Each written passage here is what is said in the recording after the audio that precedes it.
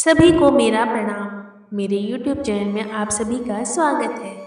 रविवार सूर्य देवता की पूजा का वार है। जीवन में सुख समृद्धि धन संपत्ति और शत्रुओं की सुरक्षा के लिए रविवार का व्रत सर्वश्रेष्ठ माना जाता है। रविवार का व्रत करने व कथा सुनने मात्र से मनुष्य की सभी मनोकामनाएं पूर्ण होती हैं। मान सम्मान धन यश तथा उत्तम स्वास्थ्य मिलता है।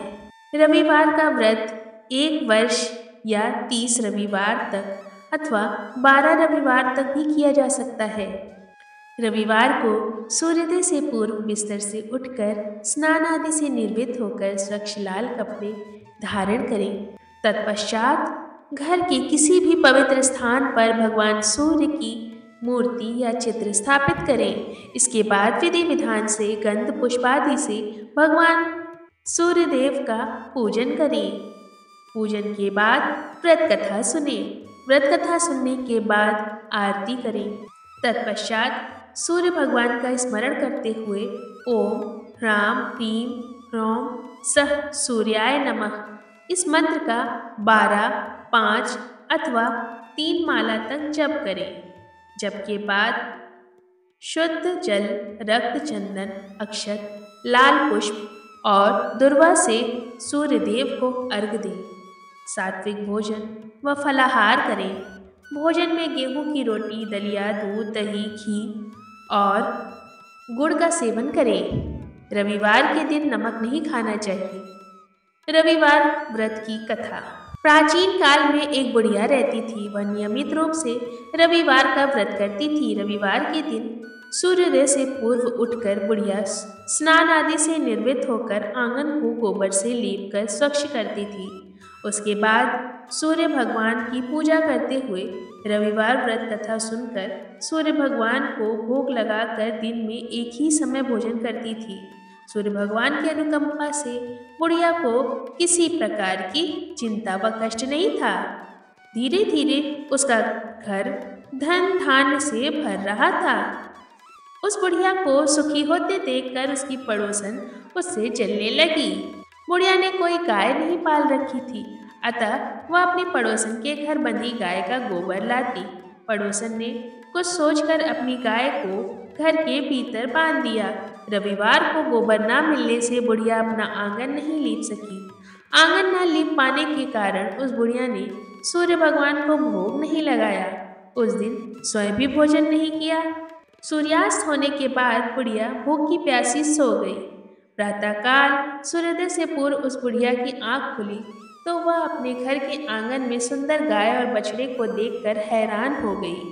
गाय को आंगन में बांधकर उसने जल्दी से उसे चारा खिलाया।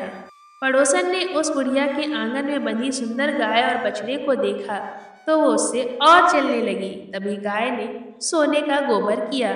गोबर को देखते ही पड़ोसन की आंखें फटी रह गई। पड़ोसन ने उस बुढ़िया को आसपास ना पाकर तुरंत उसका गोबर उठाया और अपने घर ले आई तथा अपनी गाय का गोबर वहां रख आई। सोने के गोबर से पड़ोसन कुछ ही दिनों में धनवान हो गई। गाय प्रतिदिन सूर्योदय से पूर्व सोने का गोबर किया करती थी और बुढ़िया के उठने के पहले पड़ोसन उस गोबर को उठाकर ले जाती थी। बहुत दिनों तक बुढ़िया को सोने के गोबर के बारे में कुछ भी पता नहीं चल पाया। बुढ़िया पहले की तरह हर रविवार को भगवान सूर्यदेव का व्रत करती रही और कथा सुनती रही। लेकिन सूर्य भगवान को जब पड़ोसन की चालाकी का पता चला तो उन्होंने तेज आंधी चलाई। आंधी के प्रकोप को देखकर बुढ़िया ने गाय को घर के भीतर बांध दिया। सुबह उठकर बुढ़िया ने सोने का गोबर देखा तो उसे बहुत ही आश्चर्य हुआ। उस दिन के बाद बुढ़िया गाय को घर के भीतर ही बांधने लगी। सोने के गोबर से बुढ़िया कुछ ही दिन में बहुत धनी हो गई।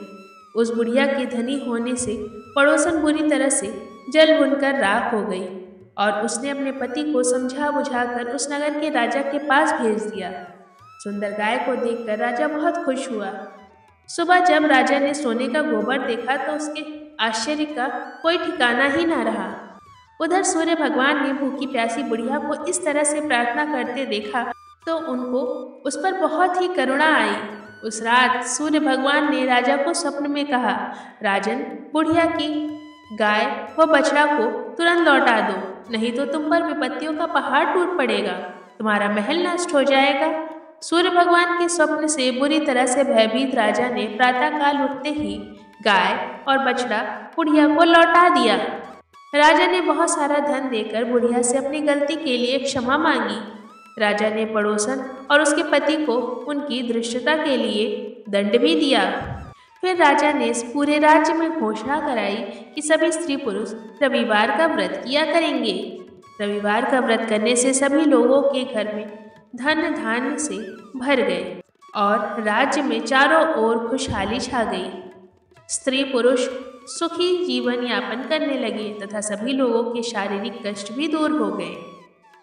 जिस तरह से सूर्यदेव ने बुढ़िया के सारे कष्ट हर लिए, उसी प्रकार इस कथा को सुनने वाले तथा इस व्रत को करने वाले सभी लोगों के कष्ट को भगवान सूर्यदेव हर ले। आप सभी का व्रत सफल हो, इसी कामना के साथ मिलते हैं नई व्रत कथा में। तब तक के लिए अगर आपने मेरे चैनल को सब्सक्राइब नहीं किया है तो कृपया कर दें और बेल आइकन को भी क्लिक कर दें ताकि नई व्रत कथा का नोटिफिकेशन मिले आपको सबसे पहले। तब तक के लिए राधे राधे।